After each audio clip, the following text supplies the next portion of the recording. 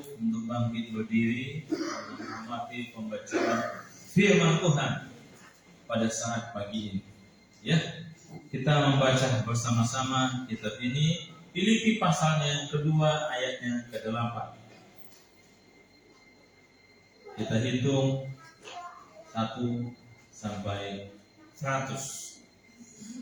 Saya baca, kita baca bersama-sama ya. 1, 100.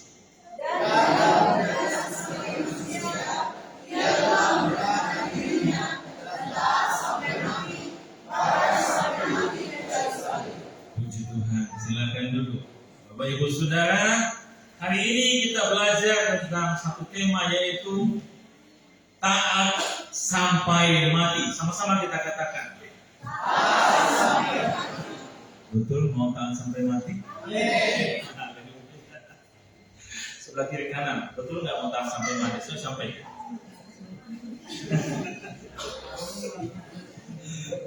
Kalau tidak omong kosong semuanya itu kan gitu. Oke, Bapak Ibu Saudara, ya tadi ada kesaksian dari Nadia dan juga dari Mama Intan tentang kakaknya, abangnya yang sakit. Dan nanti kita doakan ya, di akhir ibadah ini kita doakan biar Tuhan menolong. Ada beberapa jemaat yang sakit, tapi kita percaya bahwa kuasa Tuhan sanggup menolong dan memulihkan. Amin. Amin. Bapak Ibu Saudara, kalau kita berkata taat sampai mati, bagaimana kita mau taat sampai mati? Arti taat saja kita nggak tahu misalnya. Karena itu maka kita mesti memahami apa itu yang dikatakan dengan taat. Taat. Taat dibaca dari kanan taat, dari kiri taat, semuanya taat. Ya. Kita akan belajar dalam bagian ini bagaimana kita taat sampai mati. Bagaimana supaya saya bisa taat, bahkan taat sampai mati? Mengapa saya harus taat? Dan mengapa saya harus taat sampai mati? Bagaimana supaya saya bisa taat dan bisa taat sampai mati? Apa akibatnya apabila saya hidup taat sampai mati?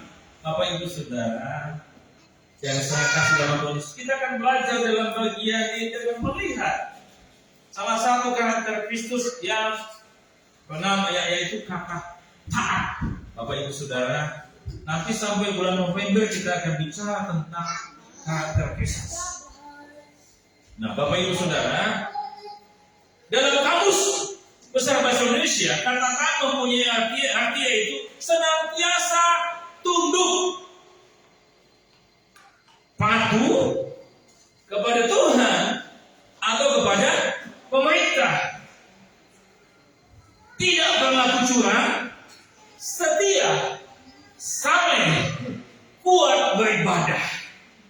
Ini dalam kamus besar bahasa Indonesia.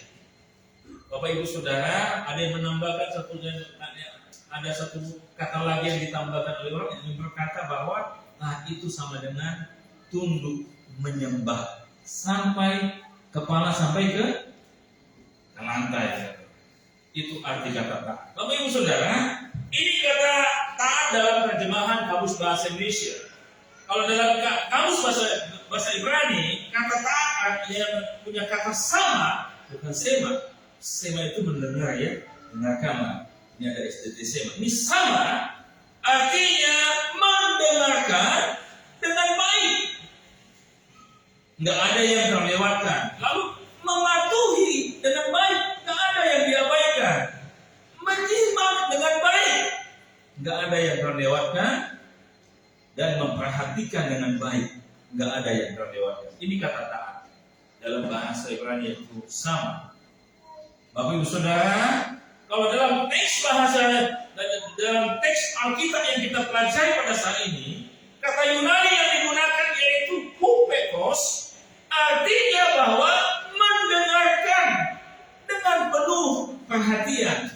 Enggak mendengarkan hanya dia mendengarkan sekedar dengar gitu, tapi mendengarkan dengan penuh perhatian. Artinya mendengarkan dengan serius.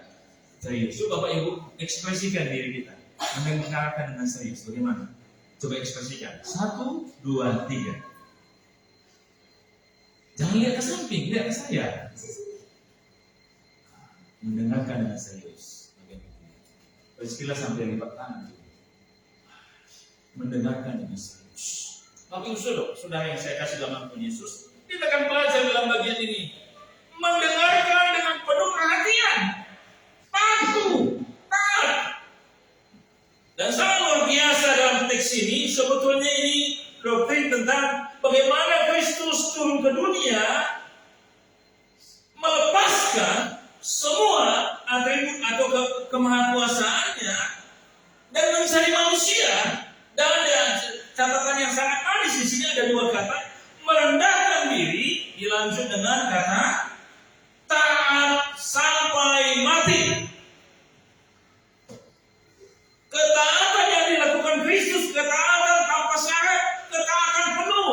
Karena Dia adalah Tuhan, karena Dia adalah Allah, maka Dia taat.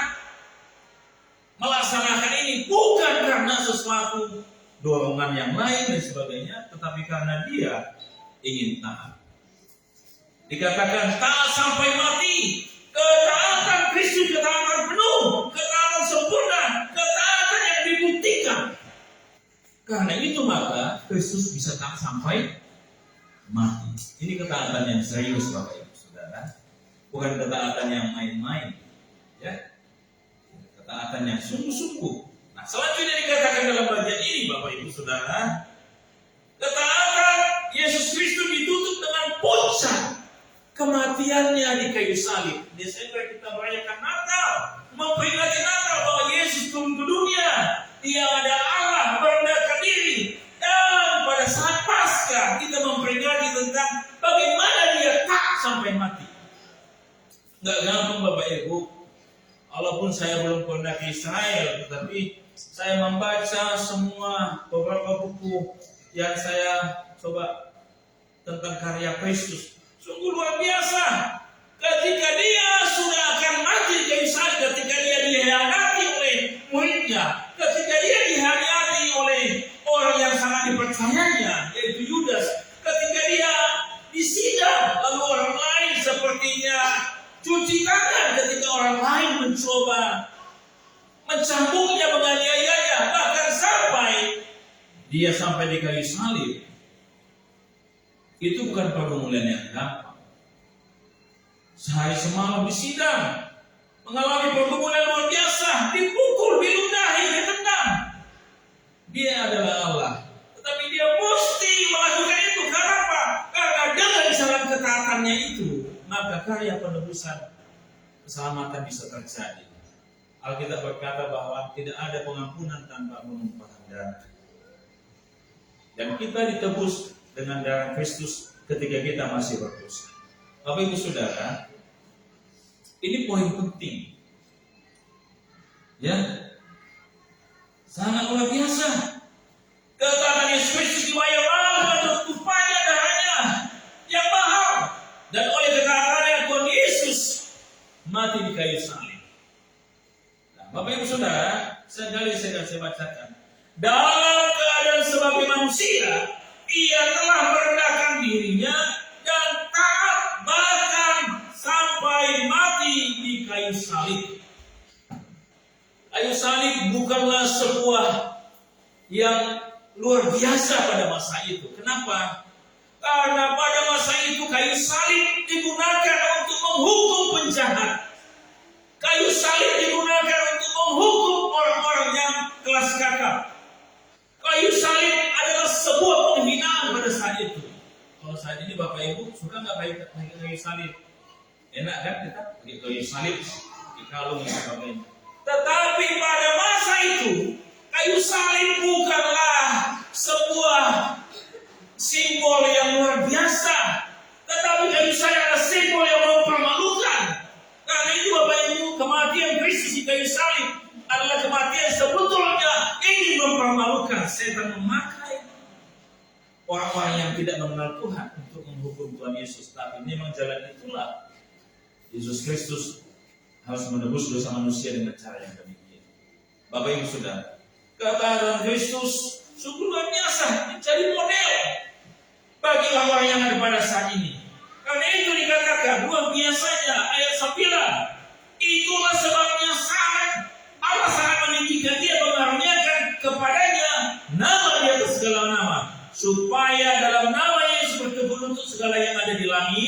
dan yang ada di atas bumi dan yang ada di bawah bumi. Melalui kematian, melalui kekalahan Kristus, maka semua kuasa yang mengikat manusia, baik di langit, di bumi dan di bawah bumi ini, semua ditaklukkan melalui ketaatan Kristus, kematiannya di kayu salib.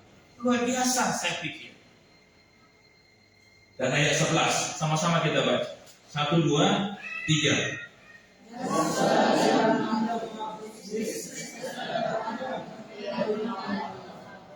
Sehingga nama Tuhan yang dimuliakan.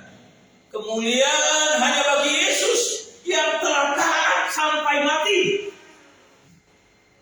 Bapak Ibu Saudara yang saya kasih dalam Tuhan Yesus, dikatakan ini menunjukkan kuasanya tidak terbatas dan kemenangannya mutlak diraih atas semua musuh, sehingga menimbulkan pengakuan yang menyatakan tidak ada kemuliaan di luar daripada nama Tuhan Yesus. Ini komparasi dengan Kisah Rasul 4 ayat 12. Dan keselamatan tidak ada dalam siapapun juga selain dalam Dia, sebab di bawah kolong langit ini tidak ada nama lain yang diberikan kepada manusia yang olehnya manusia dapat diselamatkan.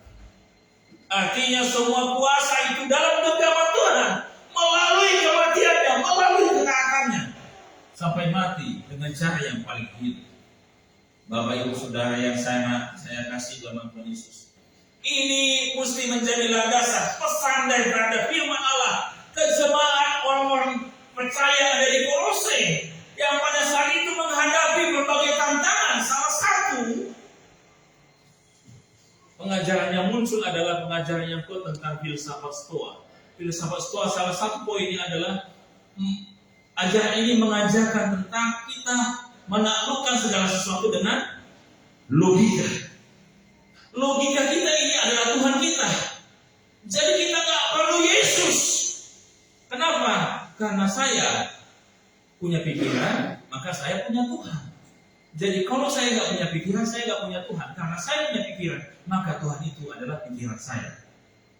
Ada di pikiran saya. Maka saya nggak butuh juru selamat. Jadi mereka mencoba mengelabui tentang inti iman Kristen. Karena itu Rasul Paulus menasihatkan kepada mereka tentang karya Kristus yang tidak bisa logika. Bagaimana Allah turun ke dunia, masuk dalam dunia dan menebus dosa manusia. Dan setiap orang yang percaya kepadanya, Roma 9-10 berkata, mengaku dengan mulut, percaya dengan hati, maka diselamatkan. Efesus yang baik. Bapak Ibu Saudara, kita ini ciptaan baru dalam Kristus. Yang percaya pada Kristus adalah ciptaan baru. Maka mereka melakukan pekerjaan yang baik. Suka yang baik, nggak suka yang jelek, nggak suka yang jahat. Jadi kalau ada yang suka yang jahat, sepertinya dia belum masuk dalam ciptaan baru dalam Kristus. Bapak Ibu Saudara, ya, ini penting sekali, luar biasa, ya, Bapak Ibu Saudara. Dalam Kejadian 12 sampai Kejadian 22 itu betul-betul sebuah pergumulan yang luar biasa, yaitu pengalaman hidup Abraham menjadi Abraham. Luar biasa. Ketika Tuhan memanggil dia nggak tahu mau kemana. Tapi Tuhan katakan, pergilah dari tempat tinggalmu kepada tempat yang akan kutunjukkan kepadamu. Belum disampaikan. Tetapi apa katanya? Lalu Abraham pergi. Luar biasa. Taat, ya Bapak Ibu ya. Yang kedua, ketika dia sudah menunggu lama punya keturunan dari istrinya yang bernama Sarai, akhirnya berubah menjadi Sarah. Dan Kejadian 22, persembahkanlah Ishak anakmu yang satu-satunya itu ke salah satu gunung yang kusampaikan, katakan kepadamu. Apa kata Abraham? Ya Tuhan. Dia pergi dan dia lakukan. Kira-kira apa yang terbaik yang Bapak Ibu miliki? Apa yang Bapak Ibu miliki terbaik? Coba, berani nggak kita berkatakan? Yang paling mahal itu di rumah saya apa? Istri, suami, anak, harta, dan sebagainya. Apa yang paling mahal? Coba. Apa yang paling mahal bagi kita? Kira-kira kalau Tuhan minta, bisa nggak kita, ya Tuhan, akan saya berikan? Bisa nggak seperti itu? Intan bilang, aduh, berat ini. Yang paling kucinta itu suami. Bagaimana aku melepaskannya? Kan gitu ya? Apa itu saudara? Apa yang paling berat? Apa yang paling berharga? Apa yang paling berharga dalam hidup? Apa yang paling mahal Ibu Gembala? Gembala. Apa yang paling mahal? Kalau Tuhan minta, bisa nggak kita taat? Bagaimana sih kita mau taat sampai mati? Tuhan minta aja yang paling berharga, kita nggak bisa taat kan gitu. Apa itu saudara? Coba lihat ini, luar biasa. Kasih pertolongan Tuhan. Ya. Tapi kalau Bapak Ibu melihat, apakah Abraham kehilangan anaknya Ishak? Tidak. Janji firman Tuhan, turunanmu seperti bintang di langit banyaknya, seperti pasir di laut tidak terhitung. Betul? Sekarang bangsa Israel itu ada di seluruh penjuru dunia. Jangan-jangan di Cianjur ini ada. Yang pasti di Surabaya mereka banyak, karena di sana ada sinagog. Ya. Saya percaya di Jakarta juga banyak. Ya. Banyak keturunan Israel yang mereka harus tersebar. Dan ini yang dikatakan keturunan Abraham. Secara garis keturunan. Tetapi dari segi iman, kita ini adalah Bapa kita adalah Bapa Abraham. Dari iman, orang yang percaya. Bahkan 3 bangsa di dunia mengakui bahwa Abraham adalah Bapa mereka. Bangsa apa? 3 agama di dunia mengakui bahwa Abraham adalah panutan mereka. Agama apa? Yahudi, Muslim, Kristen. Ini mengakui Bapak Abraham adalah Bapak orang yang beriman. Bapak Ibu Saudara, nggak gampang memang taat. Tapi lihat, Tuhan mempermuliakan orang yang apa yang lain Bapak? Coba kita lihat bahwa tentang sebuah pengalaman yang luar biasa. Ini Yunus adalah seorang hamba Tuhan. Tuhan berfirman, Yunus. Maaf kalau ada orang tuanya yang namanya Yunus, bukan itu maksud saya, jangan tersinggung. Sebab orang tua saya namanya Yunus. Orang tua Ibu Gembala, Yunus Pele. Ya Bu ya? Bukan itu maksud saya. Saya tidak menamai orang tua saya. Tapi ini Yunus yang dalam Alkitab. Yunus, mari sini, pergi ke Niniwe. Yunus tidak mau, tidak taat. Dia malah lari ke Tarsis. Apakah Tuhan kehabisan akal untuk menangkap dia? Habisan akal enggak? Tuhan kirim ikan. Ya gitu ya. Ditelan dalam perut ikan selama 3 hari. Dimuntahkan di satu tempat. Lalu sampai sana dia berteduh di suatu tempat, ada pohon zarah ditumbuhkan Tuhan. Ketika panas matahari disengaja Tuhan supaya ulat-ulat memakannya dan dia layu. Dan dia kesel. Dia nggak tahu bahwa dia adalah monitor Tuhan. Ikan yang memakannya itu monitor Tuhan. Pohon itu yang berteduh itu juga monitor Tuhan dalam hidupnya. Ini orang yang tidak taat. Sampai akhirnya dia mesti bertukuk-tukuk. Mengakui kedaulatan Tuhan yang besar luar biasa. Bapak Ibu Saudara, ini orang yang tidak taat. Saya mencoba membandingkan antara Abraham dan Yunus. Luar biasa. Saya pikir sesuatu yang luar biasa yang kita lihat dalam bagian ini. Dia mengalami kekecewaan. Semua atas perintah Tuhan. Ya, Bapak Ibu Saudara yang saya kasih dalam Tuhan Yesus, ketaatan sangat menentukan keberhasilan seseorang. Ketaatan berhubungan dengan integritas. Ketaatan adalah sebuah karakter. Dan Yesus adalah karakter Kristus mesti menjadi karakter kita. Karakter itu adalah sebuah yang dibiasakan, mesti dilatih, mesti dilakukan, mesti menjadi habit dalam kehidupan. Dimulai dengan cara berpikir, hati, dan perbuatan. Bapak Ibu Saudara, dalam bagian ini saya sampaikan kepada Bapak Ibu bahwa ketaatan adalah karakter dan lebih bernilai dari karunia. Saya katakan kemarin, lebih bernilai dari karunia. Dalam 1 Korintus pasal 13 seperti dikatakan, pengetahuan akan berlalu, bahasa roh pun akan berlalu, semua akan berlalu, tetapi kasih tetap akan tetap selama-lamanya. Artinya sebetulnya saya belum baca tafsir yang lain. Saya menafsirkan bahwa Alkitab Tuhan lebih senang dengan karakter daripada karunia, sekalipun itu semua dari Tuhan.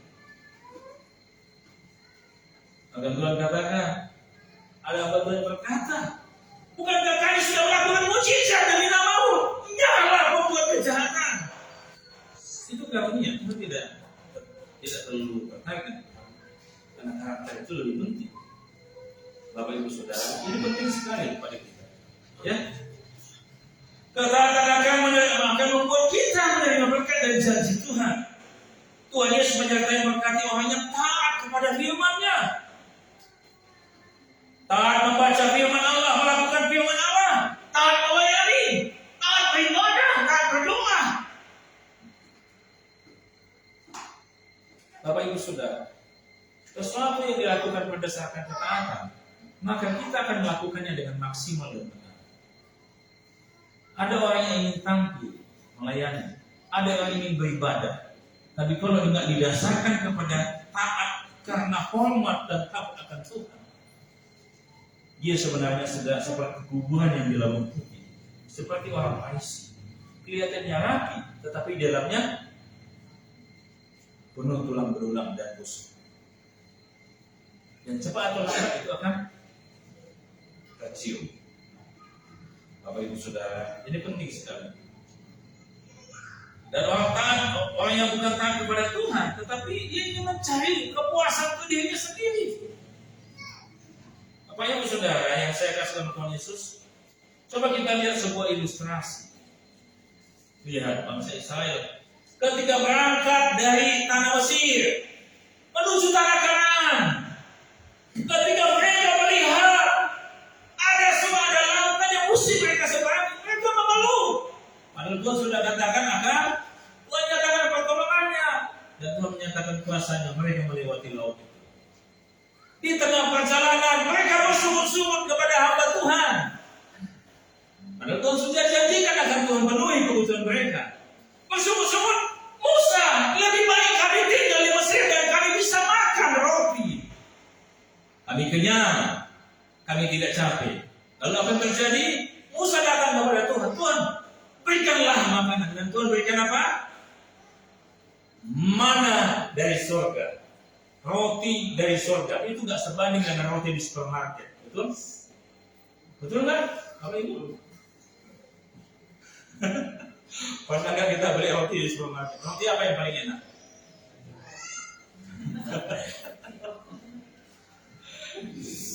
Itu gak sebanding dengan roti mana dari surga. Bapak Ibu mau pilih roti di supermarket atau roti mana dari surga? Bersyukurlah mereka yang pernah menikmati itu, dan kita nggak menikmati itu. Tapi apa yang terjadi? Tuhan katakan, ambil seperlunya. Nanti hari Jumatnya ambil agak banyak sedikit, kan gitu ya. Hari Sabtunya jangan. Apa yang sering bagian sana? Tapi apa mereka? Mereka bandel, nggak tahan. Ada rasa khawatir, ada rasa takut besok nggak ada, maka diambillah banyak-banyak. Padahal Tuhan sudah katakan ambil sehari itu sehari, kan gitu ya, supaya nggak sia-sia. Mereka memang bandel, nggak taat. Akhirnya busuk jadi virus. Coba ayo bayangkan. Orang yang taat itu ikuti aturan Tuhan. Tuhan masih cukupkan. Hari ini nggak ada, besok masih Tuhan cukupkan. Ambil aja secukupnya. Ya, jangan melampaui. Haleluya. Penting sekali, Bapak Ibu.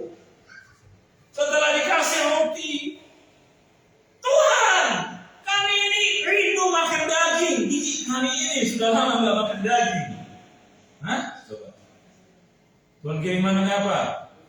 Buang puyuh. Banyak. Burduti Messi. Makan lagi sebanyak-banyaknya. Masalah makanlah sampai kalian kenyang. Tapi apa yang terjadi? Mengeluh lagi. Jalan ke sana, minum air. Tuhan, airnya pahit. Ada yang mengatakan bukan airnya pahit, karena lidah mereka yang mungkin sudah terlalu aus kan gitu ya. Tapi ada yang mengatakan memang betul airnya pahit. Tuhan kasih air itu menjadi manis. Haleluya. Enggak butuh gula. Air itu jadi manis. Luar biasa enggak? Hah? Bayangkan kalau kita pulang ke rumah, sumur kita timba, airnya manis. Manis. Oh, ini. Kita timba airnya manis, tidak pahit. Mungkin orang sudah ambil aja air di mana dia. Air di tempat mereka itu manis. Sumur mereka manis semua. Luar biasa kan? Tapi nggak berhenti juga, mengeluh juga kami. Langgar hukum Tuhan, nggak taat. Oh, kami sepertinya butuh firman Tuhan. Kami butuh 10 hukum. Musa mintalah kepada Tuhan untuk hukum untuk menyertai kami. Musa naik ke atas, baru berapa langkah naik ke atas, di bawah sudah menyembah berhala, bukan pemujaan, bukan lapak. Buat lapak di bawah, di atas Musa berdoa minta hukum kepada Tuhan, minta 10 aturan kan, ya 10 hukum Musa. Di bawah jemaat sudah buka lapak. Hati-hati Bapak Ibu ya, hamba Tuhan sudah datang berdoa, jemaat buka lapak, hati-hati. Yang penting. Orang yang tidak taat adalah orang yang suka memberontak. Orang yang tidak taat adalah orang yang suka melawan. Dan orang yang tidak taat tidak akan menikmati janji Tuhan bagi dalam dirinya. Karena dia memberontak. Bapak Ibu Saudara, bangsa Israel terus memberontak, melawan. Bahkan sampai di perbatasan Kanaan, Musa berkata, Tuhan berkata, Musa cukup sampai di sini. Untuk apa yang aku gantikan? Berubah nggak mereka? Anda berubah juga. Hamba Tuhan sudah ganti. Tapi bangsa Israel tetap tidak tahan. Diutuslah oleh Yosua 10 orang dan 12 orang dan 2 orang untuk mengintai suatu tempat. Yang satu mengatakan bagus tempatnya, tapi kami melihat di sana raksasa membesar-besarkan sesuatu yang sebetulnya sederhana, tapi membesar-besarkan sesuatu. Nabi Yosua dan Kaleb berkata, tempat itu tempat yang bagus dan pasti Tuhan akan memberikannya kepada kita. Bapak Ibu Saudara, ini orang taat bahasanya seperti itu. Bahasanya bahasa iman. Enggak membesarkan masalah kecil menjadi masalah besar kan gitu ya. Karena apa? Karena melihat dengan iman. Bapak Ibu Saudara, penting sekali ya. Bangsa Israel menjadi contoh bagi kita.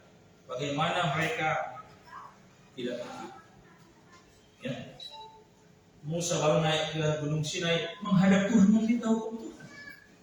Umat sudah menyembah berhala. Ya, hati-hati ya. Jemaat hari Minggu datang ke gereja, hari Senin sampai Sabtu datang kepada berhala. Hati-hati. Ya, memuja-muja bukan memuja Tuhan, tapi tidak memuja Tuhan, malah memuja setan. Hati-hati Bapak Ibu Saudara. Ya, ini penting sekali. Di setiap tempat ada aturan. Dalam gereja ada aturan gereja. Ya. Di masyarakat ada aturan masyarakat. Di bangsa kita ada aturan bangsa. Bayar pajak. Sekali saya katakan bayar pajak. Jangan nggak bayar pajak kalau penghasilan kita sudah 5 juta ke atas. Bayar pajak ya. Laporkan penghasilan kita. Penting sekali. Karena itu kita adalah orang yang taat. Ya, Bapak Ibu Saudara, penting sekali. Ada aturan yang harus diapa. Sesungguhnya Tuhan memberikan kebebasan kepada manusia dalam menentukan sebuah pilihan, namun sebuah tindakan ada konsekuensi dan akibatnya. Hidup taat adalah pilihan yang tepat. Katakan amin. Amin. Haleluya, saya senang. Ketaatan harus dibangun dan dilatih. Katakan amin. Amin. Bergaullah dengan orang yang taat, agar kita terhisap dalam ketaatan. Kalau ada kita lihat memang orang itu tidak taat, lebih baik jangan bergaul terlalu lama. Beberapa waktu lalu kami mengikuti sebuah retreat, pertemuan antara hamba-hamba Tuhan dari berbagai penjuru daerah dan dunia. Ada yang dari Perth, Australia, ada yang dari Singapura dan dari berbagai daerah. Ya, tema kami adalah tentang persahabatan. Sahabat yang baik akan mengajarkan kita nilai-nilai ketaatan untuk dekat kepada Tuhan. Kalau sampai sahabat kita menjauhkan kita dari Tuhan, itu sangat berbahaya. Dia bukan sahabat. Tetap lakukan yang baik dengan untuk dia, tapi menjadi sahabat, putuskan hari itu juga. Karena berbuat baik kita jangan putuskan, tapi menjadi sahabat kita mesti ambil sebuah keputusan. Bapak Ibu Saudara, dalam pergaulan anak-anak muda juga, mahasiswa STT, SAPPI atau SEMA, coba di sekolah ada aturan enggak? Apa aturan yang paling berat?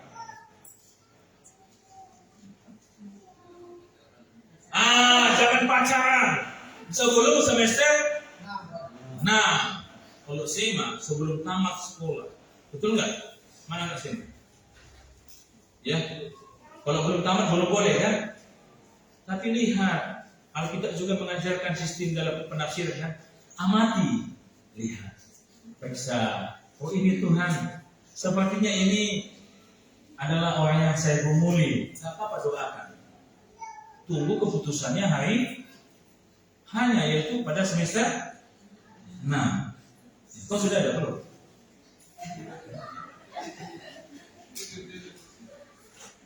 Oh, lihat di sebelah. Bagaimana kalau nggak taat? Apa akibatnya? Dikeluarkan dari situ. Tapi juga jangan sampai karena kita ketakutan, akhirnya setelah tamat pun kita nggak punya. Kita pikir kita masih di kampus, ternyata kita sudah di luar. Kenapa belum? Udah berapa umur? 27. Kenapa belum nikah? Iya ya. Saya kira saya masih di kampus. Banyak kan enggak? Ini penting. Maka doa pagi, bangun pagi, ada aturan enggak? Makan, ada aturan enggak? Belajar, ada aturan enggak? Ini yang betul perhatian. Di sekolah kami itu beberapa dosen atau Bapak Ibu, saudara. Kalau dosen sudah masuk, pintu dikunci. Nggak diizinkan mahasiswa masuk. Di SMA gitu nggak? SAPPI gitu nggak? Belum ya? Nggak gitu ya? Begitu nggak? Ada juga. Di sekolah kami itu, di Bukit kami sekolah di apa? Dosen sudah masuk di dalam, jangan harap mahasiswa tutup pintu. Ya, pintu akan dibukakan kecuali mahasiswa minta kunci dari Petrus. Sampai selesai berarti 1 absen. 3 kali absen dianggap gugur mata kuliah itu. Ketatnya.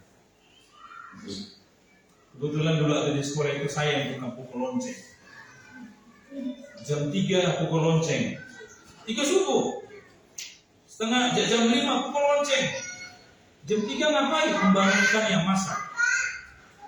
Jam 5, setengah 5 supaya mahasiswa saat teduh. Enggak, saya teduh, saya gedor pintu keliling. Saya masih mahasiswa. Tapi kami di sekolah diajarkan untuk menata sesama mahasiswa sebagai apa? PKK, Badan Koordinasi Kemahasiswaan. Kalau di sekolah kalian mungkin senat namanya. Dan senat itu sangat dihormati. dan iswat senang itu nggak amburadul, menjadi pola juga bagi mahasiswa. Ini aturan. Saya katakan kepada Bapak Ibu bahwa orang yang taat pasti sampai ke tempat tujuan. Jika kita belum menikmati sesuatu, belajarlah untuk taat. Haleluya. Saya masuk sekolah teologi usia 24 tahun. Ya. Selesai dari sekolah teologi usia 29 tahun. Ya. Pelayanan ke sana ke sini dan sampai di Cianjur dan menikah usia 32 tahun. Semua Tuhan atur. Dan Tuhan berikan yang terbaik. Haleluya. Orang taat pasti diberkati Tuhan. Haleluya. Maukah Bapak Ibu belajar taat? Mari kita berdoa.